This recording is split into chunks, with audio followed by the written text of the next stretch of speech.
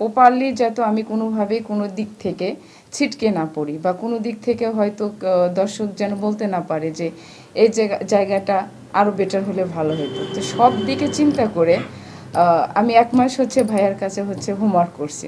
তো আমি আমার জায়গা থেকে সর্বোচ্চ চেষ্টা করেছি। এখন মানুষ মাত্রই ভুল থাকতেই পারে।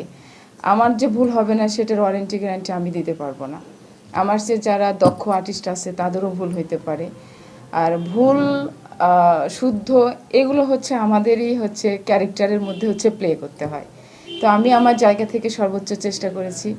এখন 17 এপ্রিল আছে আমার সেকেন্ড সিনেমা আতর বিবি লেন। সবাই হলে যা দেখবেন। আমার ভুল হলে বা কোথায় কিছু হলে সেগুলো বলবেন। আমি আমার হয়তো আবার যখন পুনরায় আরেকটা সিনেমায় কাজ করব সেখান থেকেও আমার শিক্ষা নেওয়ার দরকার আছে। প্রত্যাশা তো সবসময় সবার কাছেই বেশি থাকে, তো আমার তো বেশি থাকবেই। আমার যখন জলরং রিলিজ হলো তখন ওইখানে যে আমার যে কষ্টটা ছিল আতর বিবিতে সেখানে কষ্টটা ডিফারেন্ট। বাট যে একটা বললেন যে রহস্য, তো গল্পের মধ্যে রহস্য না থাকলে তো ভালো দর্শকের কাছে ভালো লাগবে না।